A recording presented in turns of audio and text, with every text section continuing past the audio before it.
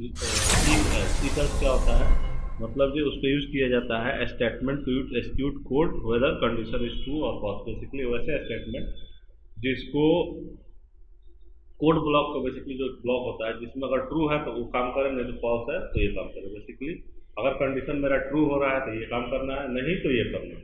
इसके लिए if else condition use किया जाता है। ये जो होता है बेसिकली तीन तरह से होता है।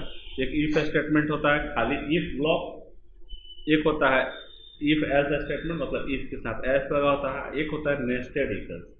बेसिकली तीन तरह का होता है। तो जैसे जो मैं यहाँ पर बनाता हूँ, पहले तो बना देता हूँ normal if statement. If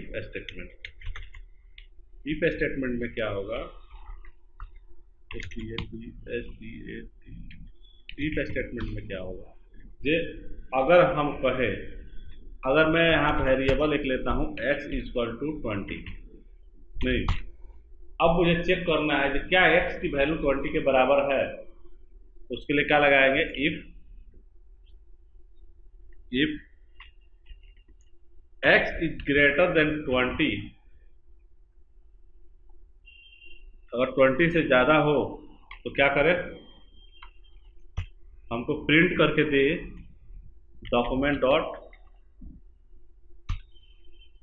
dot get element by ID, और हमको प्रिंट करके दे यहाँ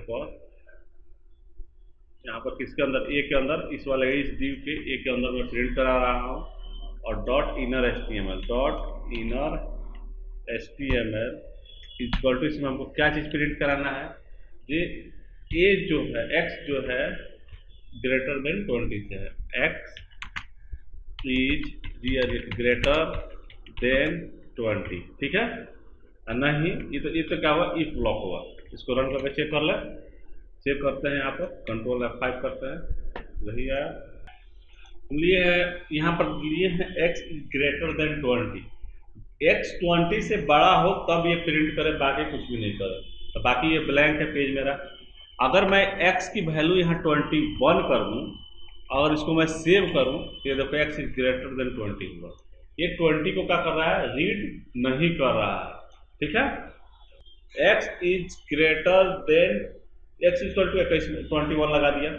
अब मैं इफ में लगा रहा हूँ, इफ इज ग्रेटर देन 20, क्या इफ जो x की वैल्यू है 20 से ज्यादा है, 20 से बड़ी है या लार्जर वैल्यू है, अगर है तो हमको ये प्रिंट कराना है, नहीं तो ये प्रिंट नहीं करना है।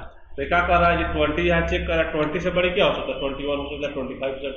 लेकिन अगर हमको इसके अंदर 20 को भी लेना है, जो x इक्वल टू 20 है, तो यहाँ पर दिखा दीजिए x इज ग्रेटर देन और इक्वल 20, यहाँ पर और इक्वल 20। अगर ये मैसेज दिखाना हो तो क्या करेंगे, मतलब ग्रेटर देन 20 से ज़्यादा है या 20 है, इसके लिए क्या करेंगे, यहाँ पर x के पास में यहाँ पर ग्रेटर देन इक्वल टू लगा के जैसे ही सेव करेंगे तो आ गया ग्रेटर देन और इक्वल 20, ठीक है। ये क्या करेगा, ये ग्रेटर देन लगेगा तो उसके अगला डिजिट को रीड करेगा। अगर ग्रेटर देन इक्वल टू लगाते हैं तो उस नंबर को के साथ आगे वाले डिजिट को रिपीट करेगा, ठीक है। तो ये मेरा इफ ब्लॉक हुआ। अगर एल्स ब्लॉक, अब दूसरा था हमारा इफ एल्स स्टेटमेंट। तो इफ एल्स स्टेटमेंट में क्या होता है, यहाँ पर दूसरा वाला के लिए बना देता हूँ, इफ एल्स स्टेटमेंट। अब मैं यहाँ पर एक वेरिएबल लेता हूँ y इक्वल टू 20। अब मैं यही सेम कंडीशन लगाऊंगा, document if y is greater then 20, क्या y 20 से बड़ा है, अभी भी कंडीशन सेम वही है। तो क्या करें हमको, अगर बड़ा है तो यहाँ लिख देते हैं document dot get element by ID. अब इसमें किसको सप्लाई कर रहा हूँ, b को। अपनी बार दूसरा वाला div ले रहा हूँ, या जो दूसरा आईडी बना कर रखा हूँ इसको मैं ले रहा हूँ। Dot inner HTML equal to greater than या और इक्वल जो हमको मैसेज लगाना है उस मैसेज को मैं यहाँ सप्लाई कर देता हूँ। Dot inner HTML equal to y is greater than और 20, ग्रेटर देन और इक्वल 20, ठीक है। या एल्स में ग्रेटर देन और इक्वल हटा देता हूँ 20 के बड़ा। या एल्स के पार्ट में आते हैं आप, ठीक है। ये बेसिकली हो गया मेरा ये। इसके बाद एल्स के पार्ट में हम आते हैं। अब एल्स के पार्ट में क्या होगा, यहाँ पर यहीं पर नीचे लिखेंगे एल्स। मतलब अगर ये कंडीशन अगर ट्रू नहीं हुआ तो फिर क्या होगा, एल्स में लिखते हैं सेम यही चीज को लिखना है, ग्रेटर देन से जगह पर, ग्रेटर देन की जगह पर लेसर देन। 20 से बड़ा नहीं है तो उसके बराबर होगा, नहीं तो उससे छोटा होगा। अब इसको मैं सेव करता हूँ, रन करो, तो एक्स इज लेसर देन 20। यहाँ लगा सकते हैं लेसर देन और इक्वल टू 20। ये देखो मैसेज अपडेट हो गया।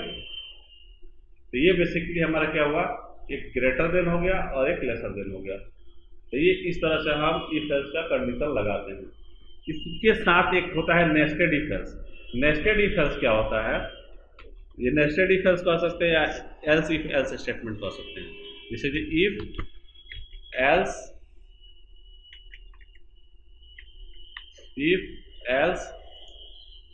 और इफ, ये तीसरा जो है इफ एल्स इफ स्टेटमेंट,